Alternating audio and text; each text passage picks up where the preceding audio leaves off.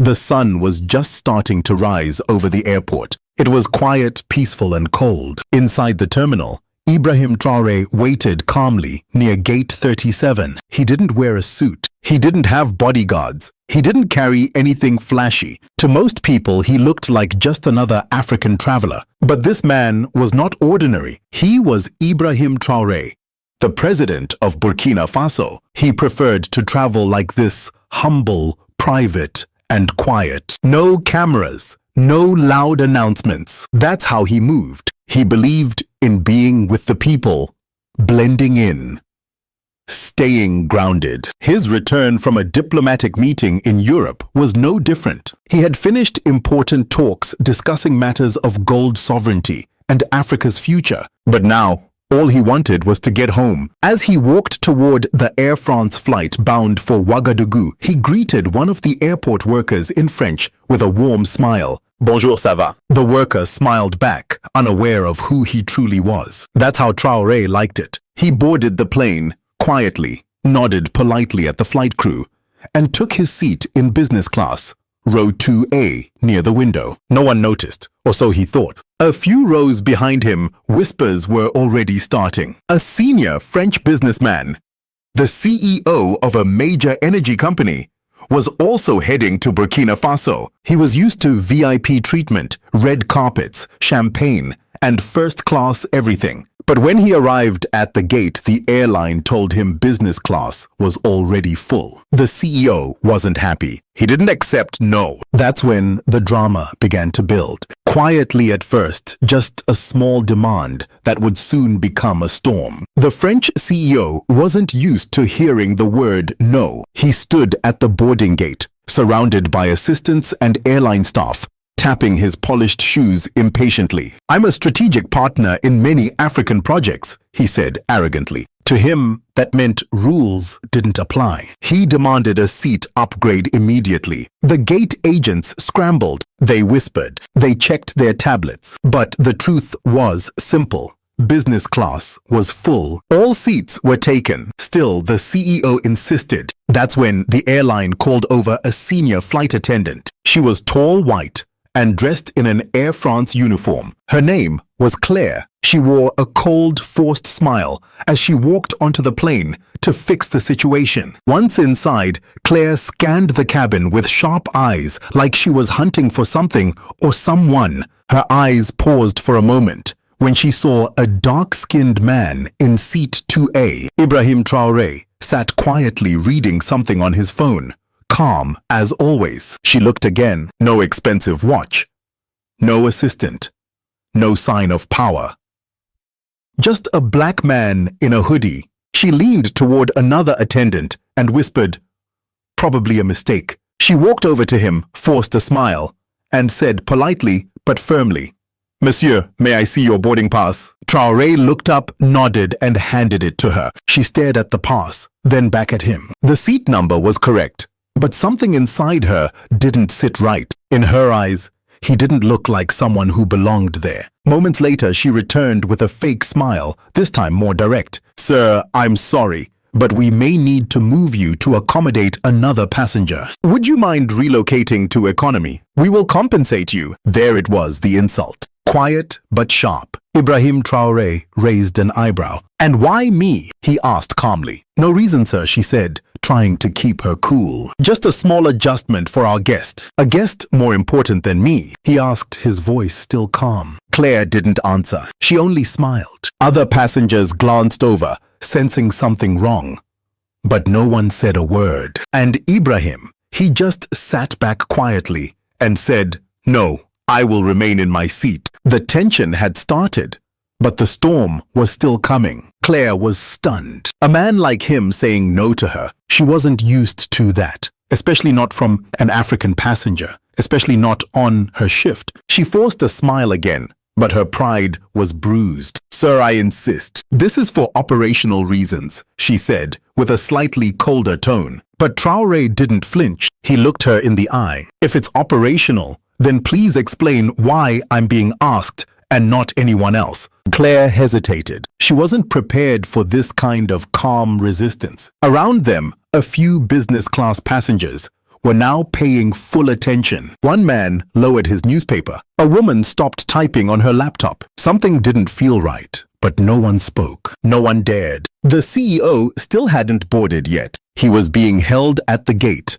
until a seat was arranged. Claire walked quickly to the cockpit, whispered something to the captain, then returned with a decision. She didn't say a word to Traoré this time. Instead, she approached another black man in business class, then another. She was clearly targeting only passengers who looked like they didn't belong. That was her second mistake. Traoré sat silently and watched. His face was expressionless, but his mind was sharp. He was observing, calculating, listening. The humiliation didn't anger him. It focused him. A young African man, maybe in his late 20s, looked confused as Claire now pointed at his seat. "You, sir, we need you to move to economy." The young man asked, "Why me?" Claire said nothing, only took his boarding pass. That's when Traoré stood up. "Enough," he said, his voice calm but heavy with authority. "You are making decisions based on skin, not tickets. That's called discrimination." Claire turned a bit shaken. "Sir,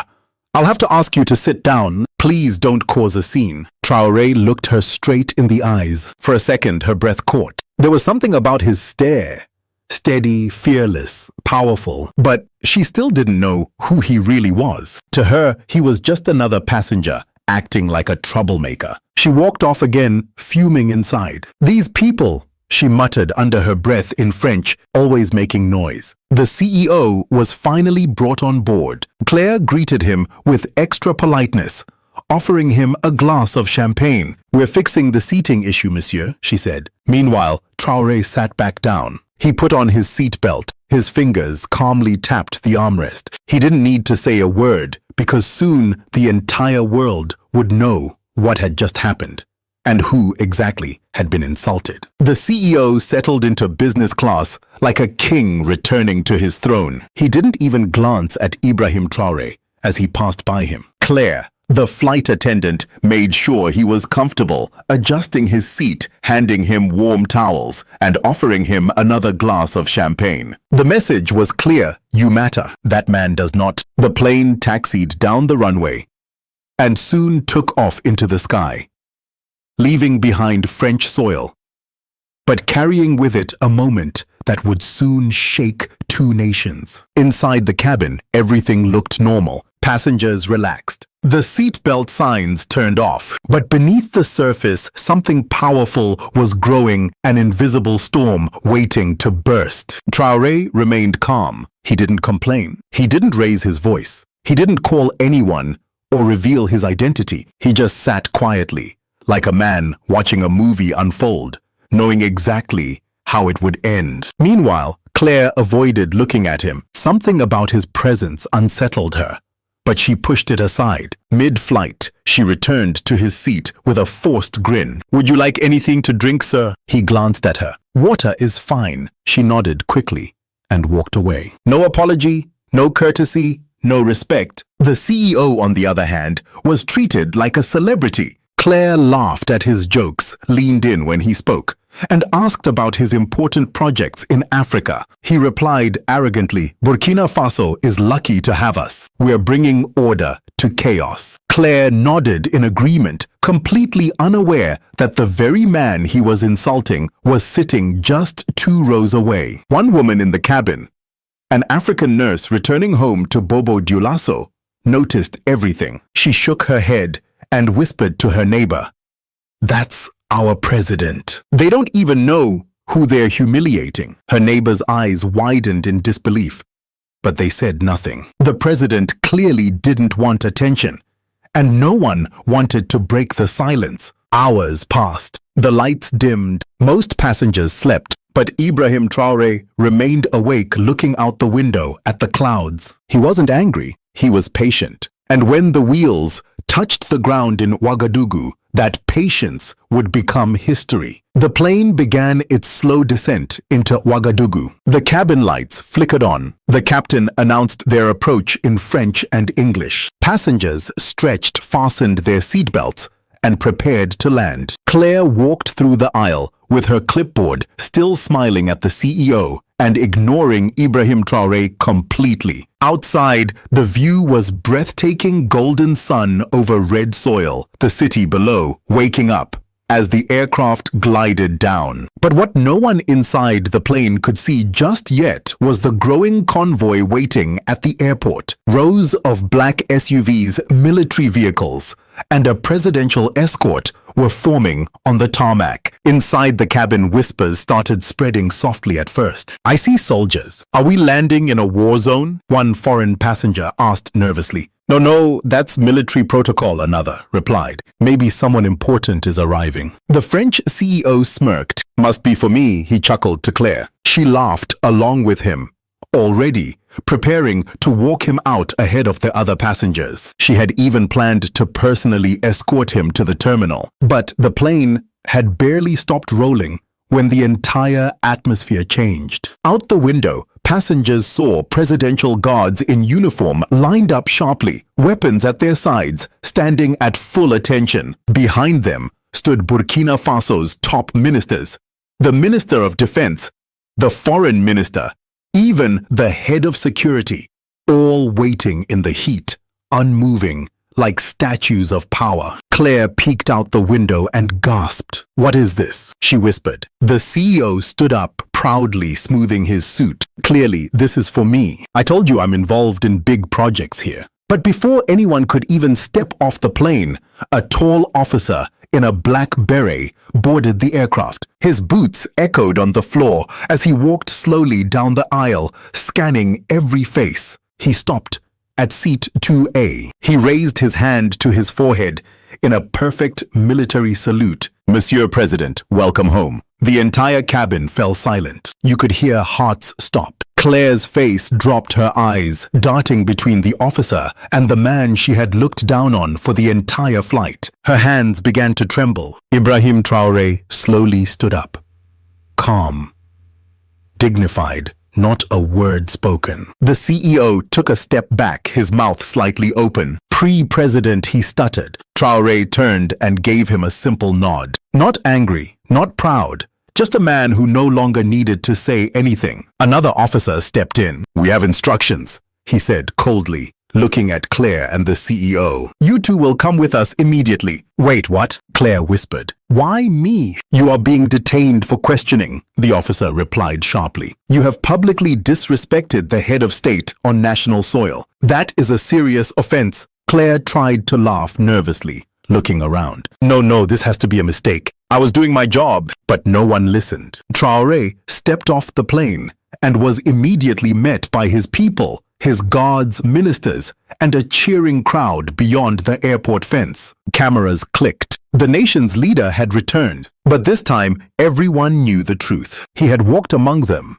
as a regular man, and those who had judged him by appearance would now face consequences. Back on the aircraft, Claire and the CEO were both being led away in handcuffs. Passengers watched in disbelief as they disappeared down the steps, heads lowered, their arrogance crushed. And that was only the beginning. The tarmac was blazing under the Burkina Faso sun, but all eyes were on the two people being escorted away in handcuffs: Claire, the Air France flight attendant, and the high-powered French CEO. Gone were their smug smiles, their arrogance. In their place were panic, confusion, and disbelief. They were led into two separate black vehicles, surrounded by elite presidential guards. No one said a word to them, not even the officers. The silence was louder than any shouting. It was the silence of power being reclaimed, of dignity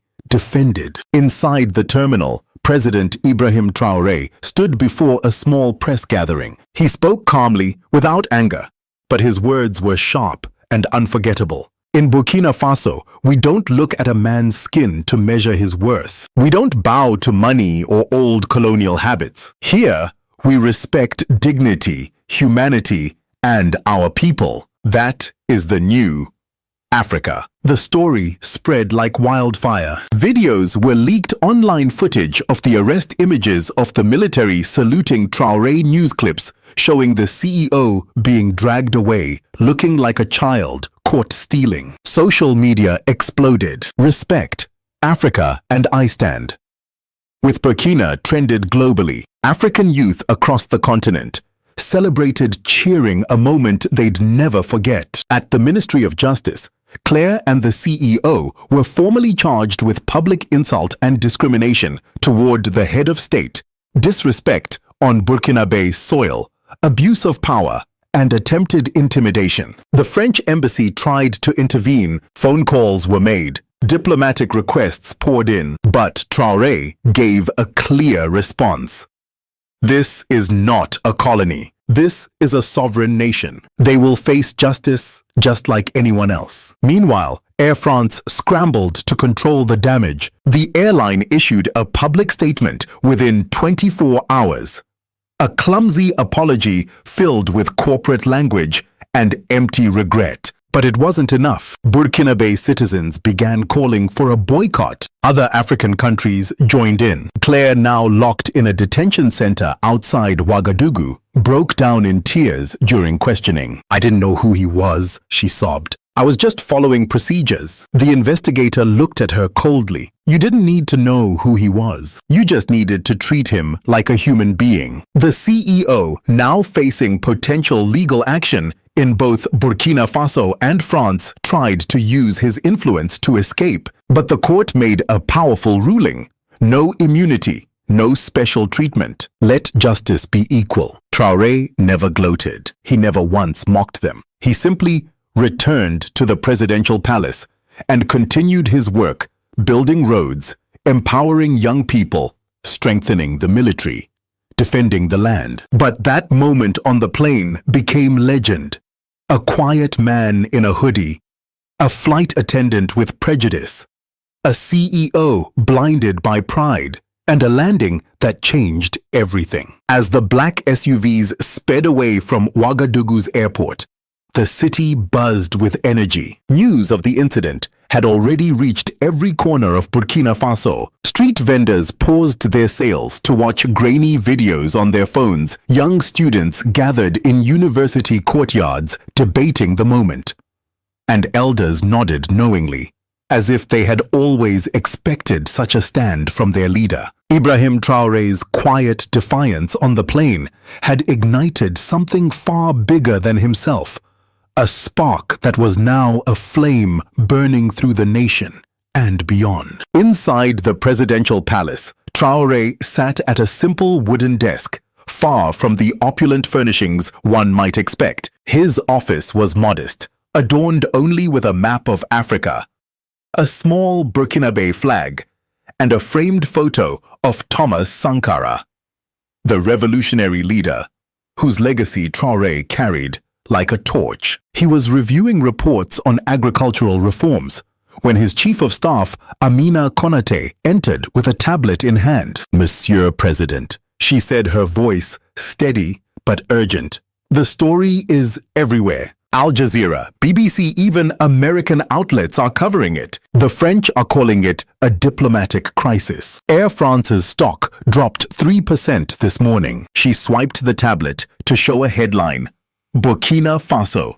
detains French CEO and flight attendant in bold stand against discrimination." Traoré leaned back in his chair, his expression unreadable. "And the people, what are they saying?" Amina smiled faintly. "They're calling you the silent lion. They say you've shown the world what dignity looks like. But there's pressure too. The French ambassador has requested an audience. They want Claire and the CEO released immediately. They're threatening sanctions." Traoré's eyes narrowed slightly, but his voice remained calm. "Sanctions for holding two people accountable. Let them try. This is not about one flight. This is about respect. They will learn or they will leave. Outside, the world was watching." In Paris, protests erupted outside Air France's headquarters. Young African immigrants and French activists waved Burkinabe flags, chanting, "Justice for Traoré." The airline's apology, already deemed hollow, was now a punchline on social media. Memes of Claire's forced smile and the CEO's stunned face flooded X alongside hashtags like "No More Colonialism" and "Africa Rising." In Nigeria, Kenya and Senegal radio stations hosted fiery debates about sovereignty and self-respect, with callers praising Traoré as a new kind of leader.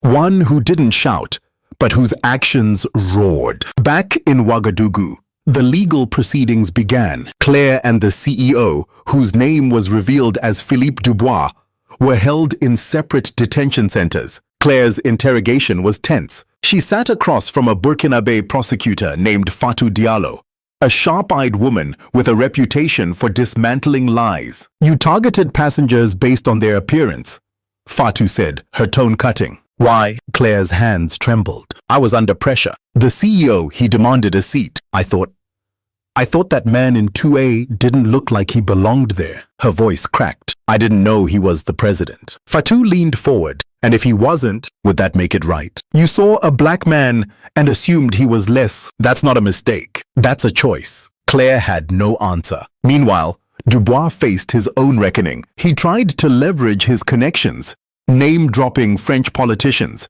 and promising investments in Burkina Faso. But the judge, a stern man named Moussa Sawadogo, was unmoved. "Your money does not buy justice here," he said. "You insulted our nation on our soil. You will answer for it." As the case unfolded, Traoré made a decision that surprised even his closest advisors. He announced a national forum on dignity and equality to be held in Ouagadougou's largest stadium. "This is not just about one incident," he told his team. "It's about how we see ourselves, how we demand respect, and how we build a future where no one is judged by their skin or status." The forum was set for the following week, and invitations went out not only to Burkinabe citizens, but also to African leaders, activists, and even international observers. Traoré wanted the world to see Burkina Faso not as a victim of colonial arrogance,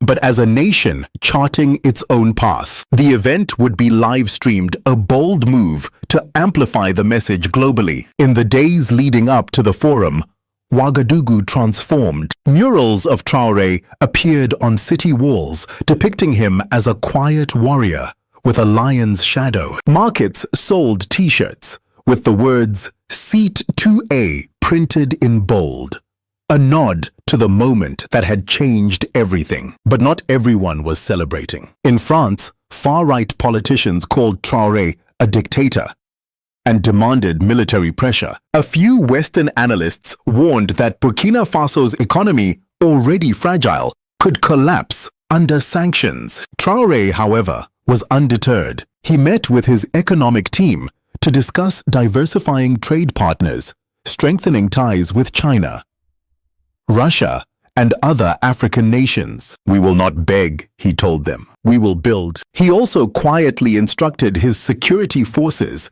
to monitor foreign actors in the country, suspecting that some might try to destabilize his government in retaliation. The day of the forum arrived, and the stadium was packed. Over 50,000 people filled the stands, their voices rising in a chorus of traditional Burkinabe songs. On the stage, Traoré stood in a simple white tunic, no tie, no pomp. Beside him were activists, scholars, and ordinary citizens.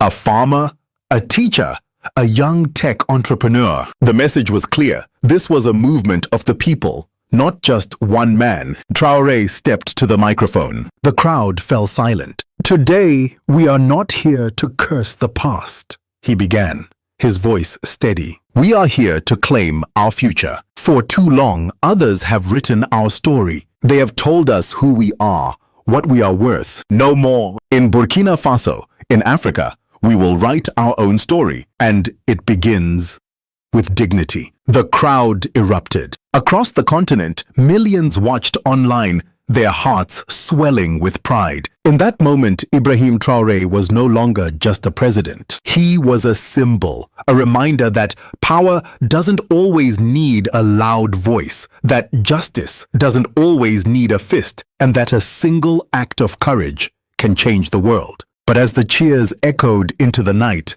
a new challenge loomed. In a dimly lit office in Paris, A group of executives and diplomats gathered. They had underestimated Traoré once. They wouldn't make that mistake again. "He's dangerous," one of them said, tapping a pen on the table. "If he keeps this up, he'll inspire others. We need to act." The storm that began on a plane was far from over. It was only growing stronger.